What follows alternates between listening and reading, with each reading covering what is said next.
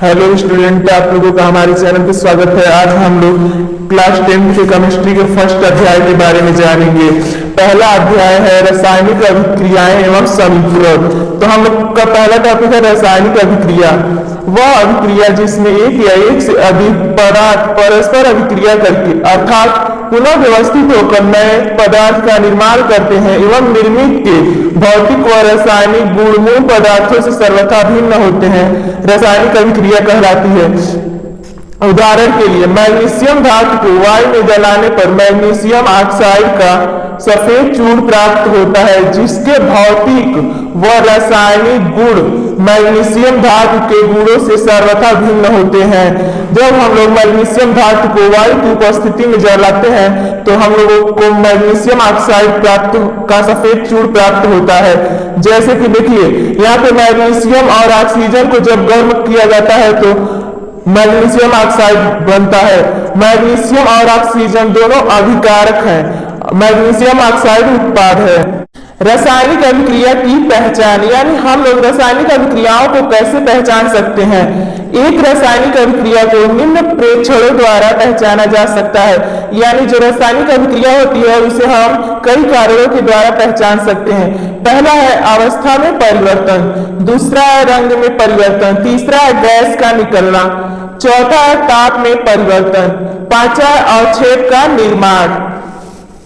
रासायनिक समीकरण, यानी रासायनिक समीकरण किसे कहते हैं। किसी रासायनिक अभिक्रिया का उसमें भाग लेने वाले पदार्थों, क्रियाकारकों एवं उत्पाद के प्रतीकों तथा सूत्रों के माध्यम संक्षिप्त प्रदर्शन रासायनिक समीकरण कहलाता है। रासायनिक अभिक्रिया में प्रयुक्त पदार्थ अभिकारक या क्रियाकारक तथा उत्पन्न होने वाले पदार्थ उत्पाद कहलाते हैं। उदाहरण मेथेन CH4 का वायु में O2 के आधिक्य में दहन करने पर कार्बन डाइऑक्साइड CO2 तथा जल H2O बनते हैं। इस अभिक्रिया को रासायनिक समीकरण के द्वारा निम्न प्रकार से व्यक्त किया जाता है। CH4 मेथेन गैस है प्लस 2O2 ऑक्सीजन, ये भी गैस। जब हम इसे गर्म करेंगे तो कार्बन डाइऑक्साइड प्लस 2H2O जल प्राप्त होगा। उपरोक्त अभिक्रिया में मेथेन CH4 एवं ऑक्सीजन O2 अभिकारक है तथा कार्बन डाइऑक्साइड CO2 एवं जल H2O उत्पाद है। अगला टॉपिक है हम लोगों का रासायनिक समीकरण लिखने की विधियां। किसी भी रासायनिक अभिक्रिया को रासायनिक समीकरण में परिवर्तित करने के लिए निम्नलिखित तथ्यों की जानकारी आवश्यक है। पहला है अभिक्रिया में भाग लेने वाले सभी क्रियाकारकों तथा उत्पादों के अणुसूत्र यानी प्रतीक ज्ञात होने चाहिए। दूसरा है रासायनिक समीकरण में पदार्थ सदैव आणविक रूप में ही लिखे जाते हैं। उदाहरण के लिए हाइड्रोजन, ऑक्सीजन, नाइट्रोजन, ब्रोमीन आदि को क्रमशः H2O2 N2Br2 के रूप में लिखा जाता है क्योंकि ये सभी द्विपरमाणु गैसें हैं। तीसरा है एक परमाणु तत्वों को रासायनिक समीकरणों में उनके प्रतीकों द्वारा दर्शाया जाता है। उदाहरण के लिए सोडियम, पोटेशियम, मैग्नीशियम, जिंक आदि को क्रमशः Na, K, Mg, Zn द्वारा प्रदर्शित किया जाता है। अगला टॉपिक है रासायनिक समीकरण को संतुलित करना, यानी रासायनिक समीकरण को हम कैसे संतुलित करेंगे। रासायनिक समीकरण को संतुलित करने के लिए निम्नलिखित 4 विधियों का प्रचलन है, यानी 4 विधियों के माध्यम से हम लोग रासायनिक समीकरण को संतुलित कर सकते हैं। पहला है जांच एवं त्रुटि विधि, दूसरा है आंशिक समीकरण विधि, तीसरा है संयोजकता विधि, चौथा है आयनिक समीकरण विधि। रासायनिक समीकरण का महत्व, रासायनिक समीकरण का क्या महत्व होता है इसके बारे में हम लोग जानेंगे। एक संतुलित रासायनिक समीकरण से हमें निम्नलिखित तथ्यों की जानकारी प्राप्त होती है। पहला, कोई भी रासायनिक समीकरण रासायनिक अभिक्रिया में भाग लेने अभिकारक एवं अभिक्रिया के बाद प्राप्त उत्पाद के संदर्भ में जानकारी देती है।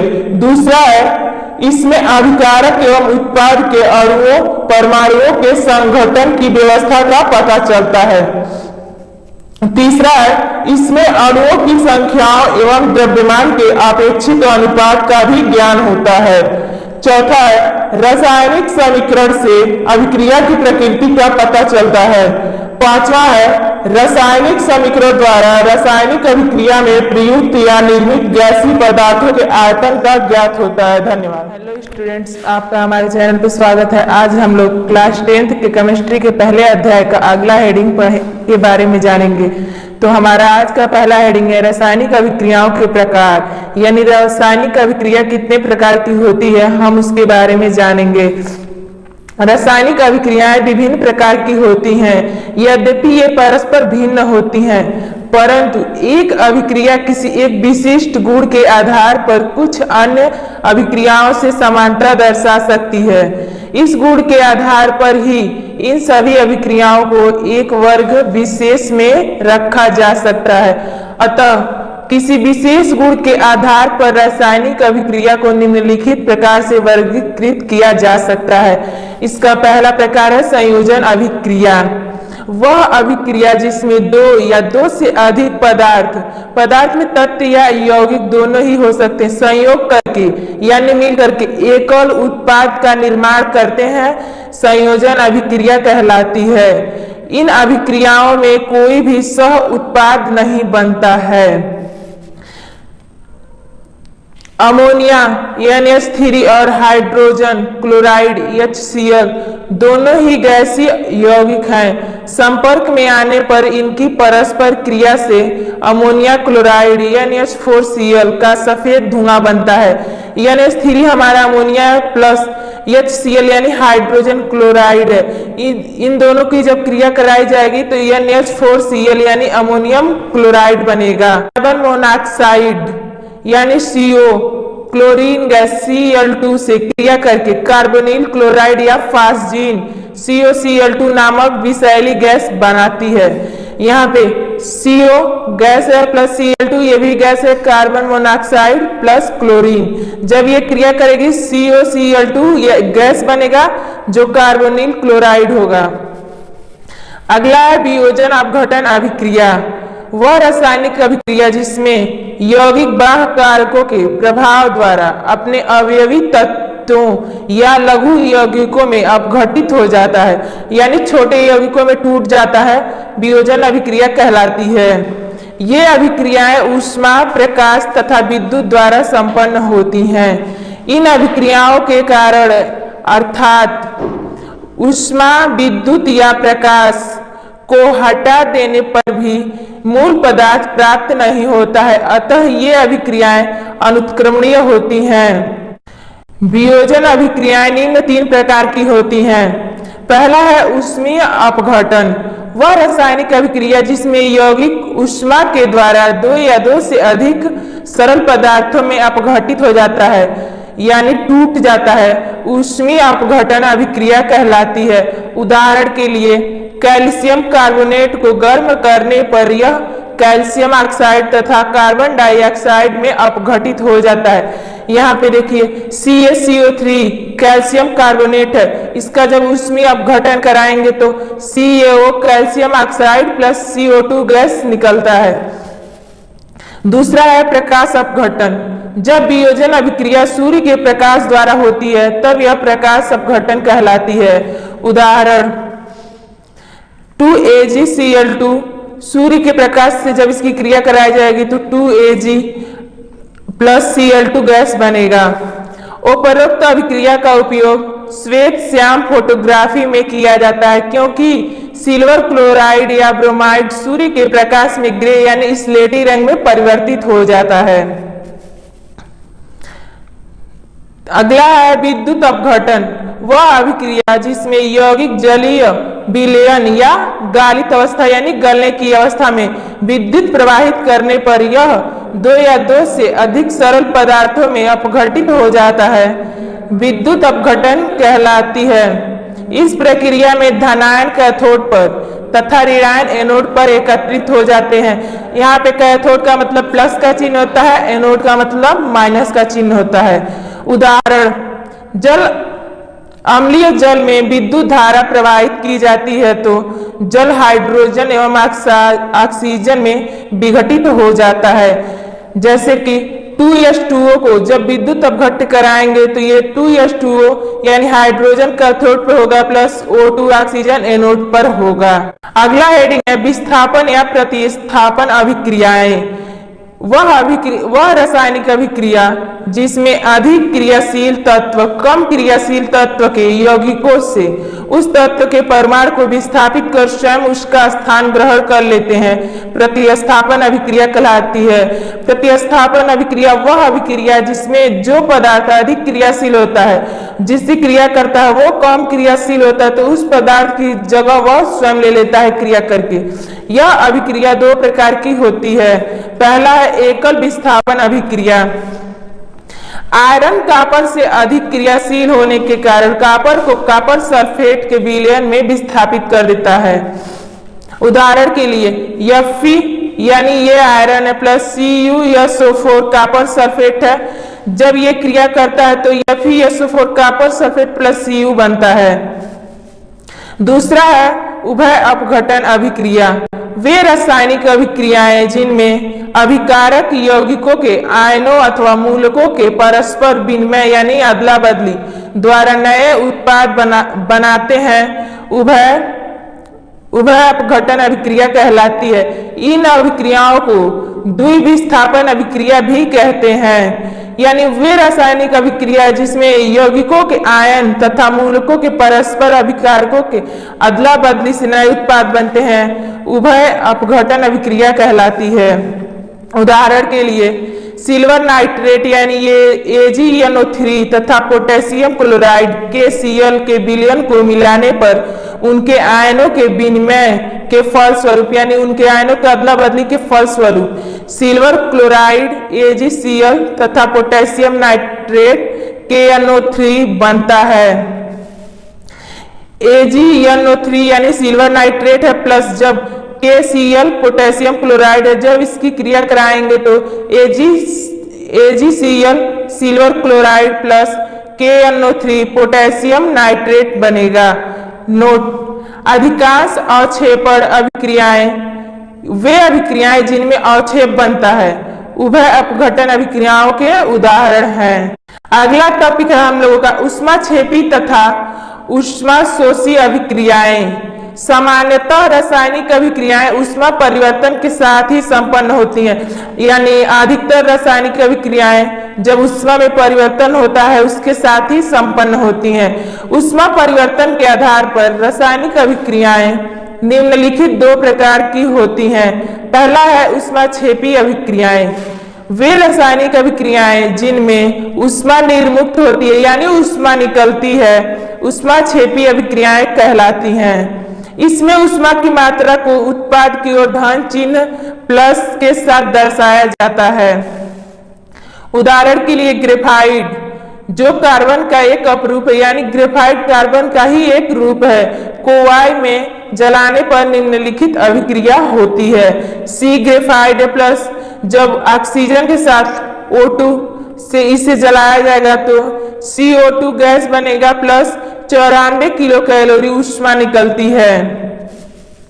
ऊष्माशोषी अभिक्रियाएं वे रासायनिक अभिक्रियाएं जिनमें ऊष्मा का अवशोषण होता है ऊष्माशोषी अभिक्रिया कहलाती हैं। ऊष्माशोषी अभिक्रिया निम्न ताप पर अस्वतः यानी ऊष्माशोषी अभिक्रिया निम्न ताप पर स्वतः नहीं होती है तथा उच्च ताप पर वह स्वतः हो जाती है यानी अपने आप ही हो जाती है। इनमें ऊष्मा की मात्रा को उत्पादों की ओर ऋण चिन्ह से या अभिकारकों की ओर धन चिन्ह के साथ दर्शाया जाता है। इसमें जो ऊष्मा निकलती है तो जो हमारा उत्पाद बनेगा अगर उधर ऊष्मा को हम लोग रखेंगे तो माइनस चिन्ह के साथ प्रदर्शित किया जाएगा। जो हमारा अभिकारक है अगर उधर रखेंगे तो प्लस के साथ प्रदर्शित किया जाएगा। उदाहरण के लिए जब नाइट्रोजन और ऑक्सीजन के मिश्रण को उच्च ताप पर गर्म किया जाता है तो नाइट्रिक ऑक्साइड NO बनता है एवं ऊष्मा वातावरण से अवशोषित की जाती है। यहाँ पे N2 यानी नाइट्रोजन प्लस ऑक्सीजन को जब ऊष्मा में गर्म किया जाएगा तो 2NO nitric oxide minus 45 kilo calorie ऊष्मा होगी। यानी ये जो हमारा नाइट्रोजन और ऑक्सीजन है ये अभिकारक है, और जो 2NO नाइट्रिक ऑक्साइड बना है ये हमारा उत्पाद है। तो उत्पाद की तरफ जब हम ऊष्मा को दिखाएंगे तो माइनस चिन्ह से प्रदर्शित करेंगे। या अगला है नाइट्रोजन प्लस ऑक्सीजन की और प्लस 45 किलो कैलोरी, जब इसकी क्रिया कराएंगे तो 2NO यानी नाइट्रिक ऑक्साइड मिलेगा। यहाँ पे नाइट्रोजन और ऑक्सीजन दोनों अभिकारक है। अगर अभिकारक की तरफ हम अगर ऊष्मा को दिखाएंगे तो उसे प्लस चिन्ह के साथ प्रदर्शित करेंगे।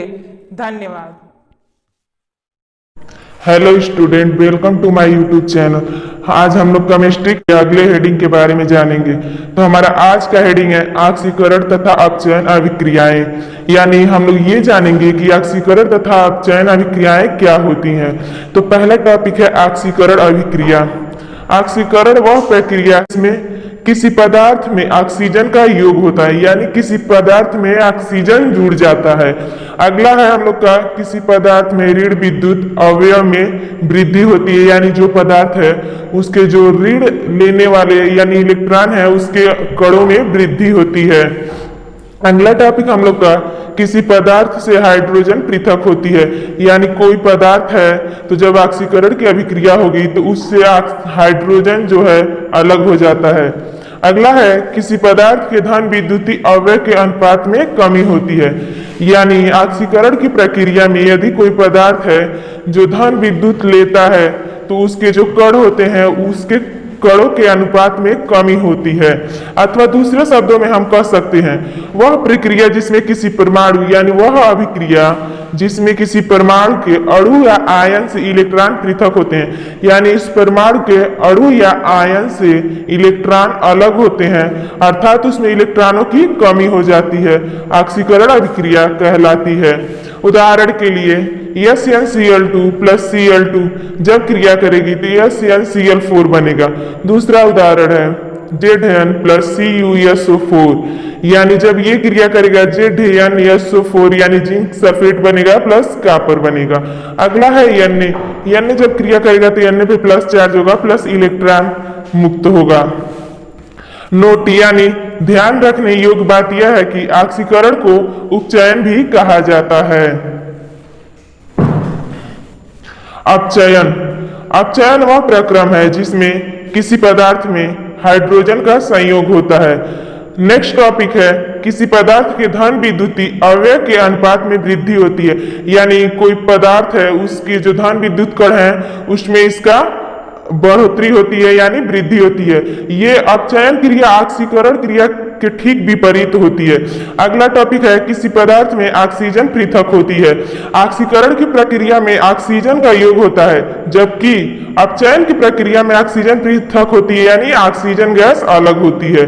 अगला है किसी पदार्थ के ऋण विद्युत अवयव का अनुपात कम हो जाता है, यानी अगर कोई पदार्थ है तो उसके ऋण विद्युत के जो अवयव है उसका अनुपात जो है कम हो जाता है। अथवा हम दूसरे शब्दों में कह सकते हैं वह प्रक्रिया जिसमें कोई परमाणु यानी वह अभिक्रिया जिसमें कोई परमाणु अणु या आयन इलेक्ट्रॉनों को ग्रहण करता है यानी इलेक्ट्रॉनों को लेता है, अर्थात उसमें इलेक्ट्रॉनों की वृद्धि होती है, अपचयन अभिक्रिया कहलाती है। उदाहरण के लिए CuCl2 प्लस Cu यानी 2CuCl2।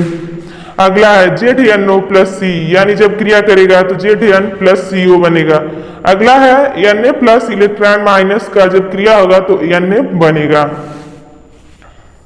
अगला टॉपिक हम लोगों का ऑक्सीकारक तथा अपचायक, यानी हम लोग ये जानेंगे कि ऑक्सीकारक तथा अपचायक किसे कहते हैं। किसी अभिक्रिया में पदार्थों के ऑक्सीकृत या अपचयित होने की प्रकृति के आधार पर पदार्थों को दो भागों ऑक्सीकारक तथा अपचायक के रूप में वर्गीकृत किया जा सकता है। यानी पदार्थों को दो अभिक्रिया के अनुसार दो भागों में बांटा गया है, पहला ऑक्सीकारक में दूसरा अपचायक में। अब हम लोग ये जानेंगे ऑक्सीकारक कहते किसे हैं। तो ऑक्सीकारक किसी रासायनिक अभिक्रिया में जिस पदार्थ का अपचयन होता है उसे ऑक्सीकारक कहते हैं।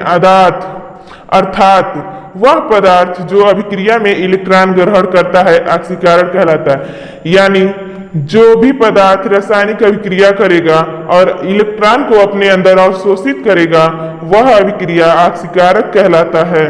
उदाहरण के लिए 2I पे इलेक्ट्रॉन का माइनस चार्ज है प्लस Cl2, जब क्रिया करेगी 2Cl पे माइनस चार्ज प्लस I2 बनेगा। यहाँ पे +2 इलेक्ट्रॉन अपचयन हो रहा है, यानी +2 इलेक्ट्रॉन आक्सीकारक क्रिया में ले रहा है। इलेक्ट्रॉन के अवधारणा के अनुसार, यानी इलेक्ट्रॉन की जो अवधारणा दी गई है उसके अनुसार यहाँ पे Cl2 2 इलेक्ट्रॉन ग्रहण कर रहा है, यानी Cl2 जो है 2 इलेक्ट्रॉन ले रहा है, इसीलिए क्लोरीन आक्सीकारक है। इसी के कारण जो क्लोरीन है हमारा वो आक्सीकारक कहलाएगा। अगला है अपचायक। किसी रासायनिक अभिक्रिया में जिस पदार्थ का ऑक्सीकरण होता है उसे अपचायक पदार्थ कहते हैं। यानी किसी भी रासायनिक अभिक्रिया में जब कोई पदार्थ का अपचयन हो जाता है उसे ऑक्सीकारक कहते हैं या उसे अपचायक पदार्थ कहते हैं। अर्थात अपचायक पदार्थ वह पदार्थ है जो किसी भी अभिक्रिया में इलेक्ट्रॉन त्यागता है। यानी जब हम लोग कोई रासायनिक क्रिया कराएंगे तो जो भी पदार्थ होगा अगर वो इलेक्ट्रॉन को अपने अंदर अवशोषित न करके उसमें जो इलेक्ट्रॉन है उसे त्याग देता है, यानी अपने से बाहर कर देता है, वह अपचायक कहलाता है।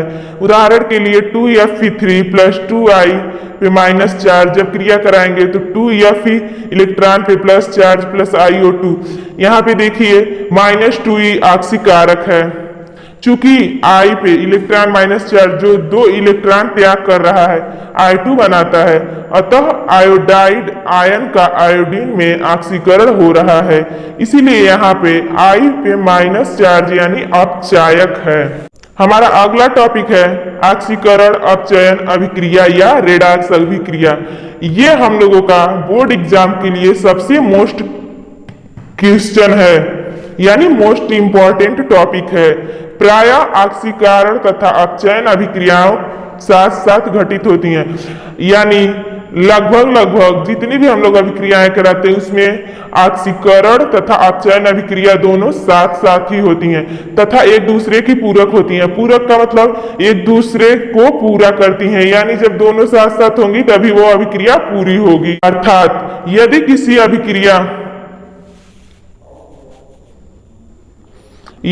अभिक्रिया में एक पदार्थ का ऑक्सीकरण होता है तो किसी अन्य पदार्थ का अपचयन भी अवश्य होगा।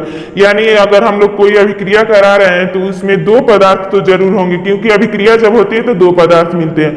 तो जब हम 2 पदार्थों का अभिक्रिया कराएंगे तो उसमें एक पदार्थ का ऑक्सीकरण होता है तो दूसरे पदार्थ का अपचयन भी जरूर होगा। ऐसी अभिक्रियाएं जिनमें ऑक्सीकरण तथा अपचयन प्रक्रम के ऐसी अभिक्रियाएं जिसमें ऑक्सीकरण तथा अपचयन प्रक्रम एक साथ एक ही समय पर घटित होते हैं ऑक्सीकरण अपचयन अभिक्रिया। यानी वे अभिक्रियाएं जिसमें ऑक्सीकरण तथा अपचयन दोनों का प्रक्रम एक साथ ही होता है, यानी दोनों क्रियाएं एक साथ होती हैं, अपचयन अभिक्रिया या अपचयोपचय अभिक्रिया या रेडॉक्स अभिक्रिया कहलाती है। इलेक्ट्रॉनिक सिद्धांत के आधार पर वह रासायनिक अभिक्रिया जिसमें एक पदार्थ से इलेक्ट्रॉन का ह्रास होता है यानी नुकसान होता है, वह दूसरे पदार्थ द्वारा इलेक्ट्रॉन ग्रहण किया जाता है। ग्रहण साथ साथ होता है रेडॉक्स अभिक्रिया। यानी अगर हम लोग रेडॉक्स अभिक्रिया को दूसरे शब्दों में कहें तो वह इलेक्ट्रॉनिक सिद्धांत के अनुसार तो रेडॉक्स अभिक्रिया वह अभिक्रिया है जिसमें एक पदार्थ इलेक्ट्रॉन को त्यागता है तथा दूसरा पदार्थ इलेक्ट्रॉन को एक साथ ही ग्रहण करता है, रेडॉक्स अभिक्रिया कहलाती है।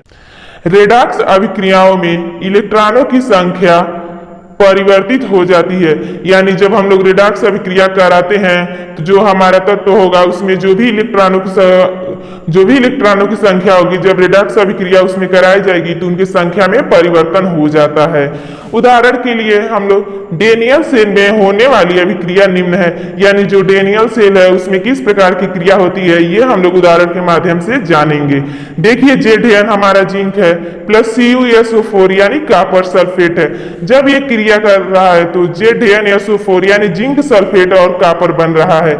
जब इसको एनोड पर यानी प्लस चिन्ह पर, एनोड का मतलब होता है प्लस, यानी प्लस को हम लोग रासायनिक भाषा में एनोड बोलते हैं। जब हम लोग एनोड पे क्रिया कराएंगे डेनियल सेल में तो ZN जब क्रिया करेगा तो ZN प्लस 2 इलेक्ट्रॉन इसमें मुक्त होगा। यही क्रिया अगर कैथोड पे कराई जाए यानी माइनस चिन्ह पे कराई जाए तो Cu प्लस Cu पे प्लस चार्ज प्लस 2e, तो जब क्रिया होगा तो Cu बनेगा। अब इन दोनों पे जब रेडॉक्स परिवर्तन होगा तो Zn प्लस Cu पे 2, यानी जिंक प्लस कॉपर पे 2 चार्ज, वो भी प्लस का, उसके बाद जब क्रिया होगी तो Zn पे प्लस 2 चार्ज प्लस कॉपर बनेगा। डेनियल सेल में जिंक यानी Zn का ऑक्सीकरण एवं कॉपर का अपचयन हो रहा है, अतः यह रेडॉक्स अभिक्रिया, यानी जो डेनियल सेल है हमारा, उसमें जब हम लोग एनोड और कैथोड दोनों पे रखने के बाद जब रेडॉक्स परिवर्तन कराते हैं तो इसमें जिंक का ऑक्सीकरण है एवं कॉपर का अपचयन हो रहा है, अतः यह प्रक्रिया रेडॉक्स अभिक्रिया कहलाएगी। अगला टॉपिक है हमारा ऑक्सीकरण अभिक्रियाओं के दैनिक जीवन में प्रभाव, यानी ऑक्सीकरण अभिक्रियाओं से हमारे दैनिक जीवन पे यानी डेली के दिनचर्या वाले जीवन पे क्या प्रभाव पड़ता है, इसके बारे में हम लोग जानेंगे।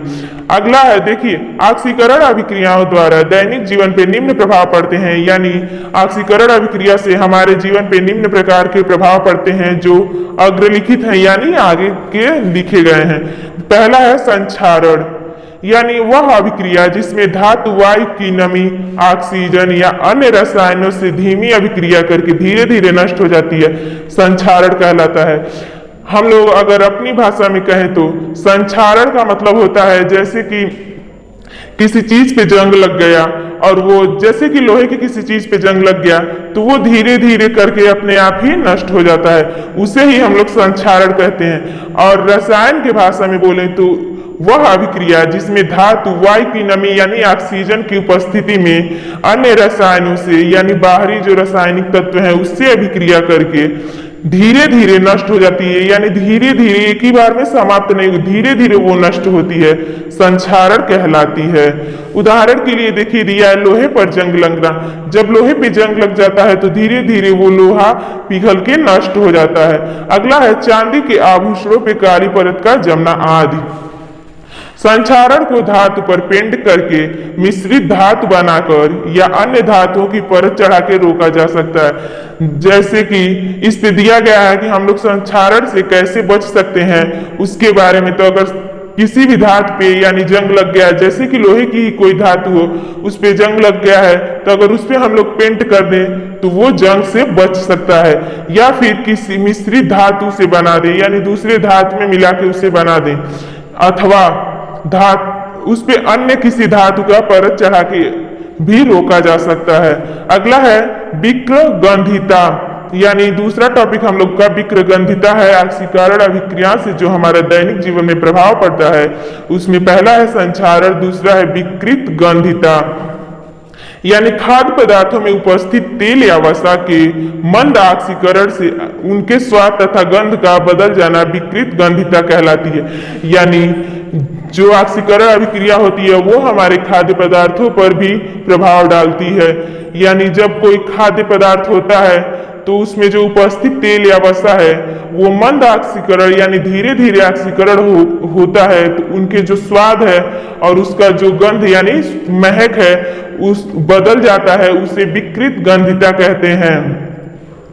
जैसे कि आप लोग देखे होंगे कि अगर कोई खाने की सामग्री हो, अगर हम लोग उसे खुले में छोड़ देते हैं तो ज्यादा दिन रहने पर उसमें से गंध आने लगती है और वो खराब हो जाता है, उसे ही विकृत गंधिता कहते हैं। अब देखिए विकृत गंधिता को निम्न विधियों द्वारा रोका जा सकता है, यानी हमारे जो खाद्य सामग्री है उसमें विकृत गंधिता ना लगे उसे हम लोग निम्न विधियों के द्वारा रोक सकते हैं। पहला है खाद्य पदार्थों को वायुरोधी पात्रों में रखना चाहिए, यानी जो हमारे खाद्य पदार्थ हैं उसको ऐसे पात्रों मतलब बर्तनों यानी ऐसे बर्तनों में रखना चाहिए जिसमें वायु प्रवेश ना कर सके, यानी उसमें हवा ना जा सके। दूसरा है निम्न ताप पर पके हुए खाने का प्रशीतन, यानी जो निम्न ताप पे यानी कम ताप पे पका हुआ खाना है उसे हम लोग ठंडे स्थान पे भी रख के विकृत गंधिता से बचा सकते हैं। हमारा अगला टॉपिक है खाद्य पदार्थों जैसे आलू के चिप्स इत्यादि की पैकिंग में ऑक्सीजन को हटा के उसके स्थान पे नाइट्रोजन गैस भर देते हैं, यानी जो मार्केट में हम लोगों का ये खाने वाला आलू का चिप्स आता है, इसकी पैकिंग जब की जाती है तो इसमें ऑक्सीजन गैस न डाल के उसके स्थान पे नाइट्रोजन गैस भरा जाता है ताकि वो अधिक दिन तक सही रह सके, क्योंकि ऑक्सीजन में नमी होती है जिसके कारण वो खराब हो सकता है। अगला है हम लोगों का डी, खाद्य पदार्थ तथा पके हुए भोजन को सीधे सूर्य के प्रकाश के संपर्क से बचा के रखें। हमारा जो खाद्य पदार्थ है या पका हुआ भोजन है उसे जो सूर्य की किरण आती है सीधे नहीं पड़ने चाहिए, उससे बचाकर रखना चाहिए। सीधे सूर्य की किरण जब पड़ेगी तो हमारा खाद्य पदार्थ या पका हुआ भोजन खराब हो सकता है। धन्यवाद।